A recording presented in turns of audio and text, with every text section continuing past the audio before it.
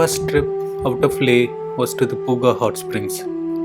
It was a short, easy trip where I wanted to get a feel of camping in winter. I wanted to get comfortable camping in Puga before going to camp in more remote and extreme places like Tsomoriri and Tsokar. It started snowing as we entered Changthang, and the entire landscape changed right before my eyes. It was white everywhere with the frozen river and the snow covered valley. It was very beautiful and another sign that my winter trip was off to a good start. My plan was to take the bus till the Mahe bridge and then get a ride from there to Puga. But some people in the bus invited me to their homes in Nyoma. I accepted their invitation and went to the Nyoma village.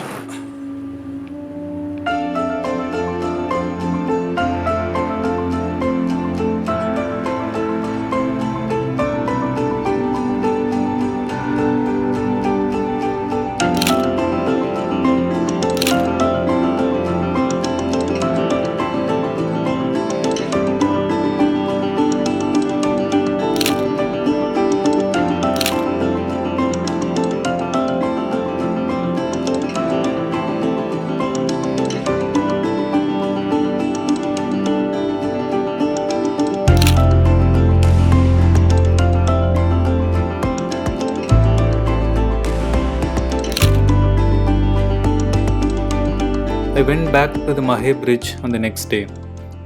The road to Puga starts from here.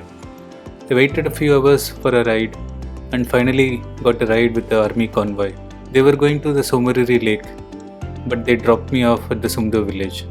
The Puga Hotsprings are a short walk from Sumdo. Puga is a geothermal marsh where hot water and steam come out through many fissures in the ground. Puga is a wetland during the summers and it transforms completely during the winter.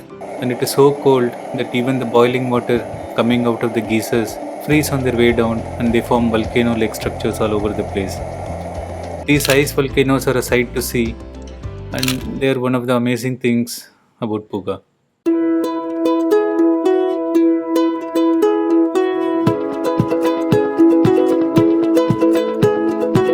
I think we started something, gonna tell the world again. Oh, you're so beautiful, I just can't hold it in. I think we started something, I hope it never ends. I hope it never ends. I spent 3 days camping in Puga. My main goal for this trip was to assess the winter conditions. Turns out the cold was not an issue at all. My sleeping bag was very warm and my stove worked flawlessly. And now I felt confident about going to places like Tsomoriri and Tsokar and camping there. I pitched my tent next to one of the hot springs. It was a good decision because it was great having such a plentiful supply of hot water. But the trouble was that you can't drink this water from the hot springs. And the only source of fresh water in Puga is in a spring around 2 kilometers away. I had to walk all across the grasslands to get to the spring. Don't tell me that the good old days are over. We're two hearts running wild. On and on, we'll move a little closer. We don't have to burn out in the fire. No, we don't have to burn out in the fire. Puga is the winter grazing ground for the Changpas from Sumdo. They stay here for around 4 to 5 months with their herds of Pashmina goat, sheep, yak and horses.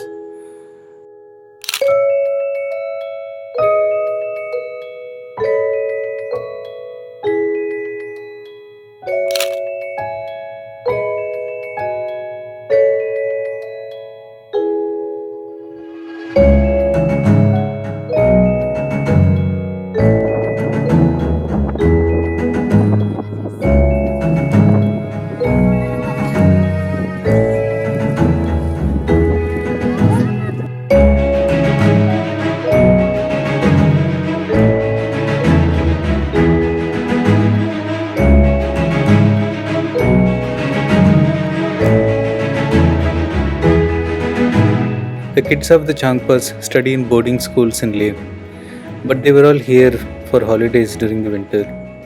I was a welcome distraction for them and they became my unofficial guides to Puga. They helped me pitch my tent. They showed me around the marshes.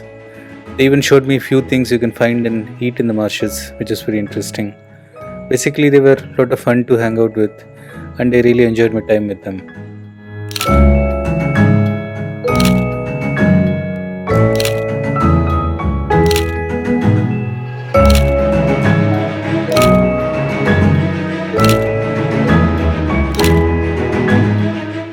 I stopped at Changthang on my way back to Leh. Changthang is a small town right at the beginning of Changthang, and they also have hot springs here. They have public baths with water from the hot springs, and it is the only place in Ladakh where I could take a bath and clean myself during the winters. I have a very cheap room in Leh, and it does not have any provisions for running water or for bathing. So coming to these hot springs in Changthang is like a luxury for me. Another reason for coming to Changthang is the heated rooms you get for around 100 rupees a night. They're built right on top of the hot springs, and they're really warm at night. They actually feel like a luxury, especially after coming back from the mountains.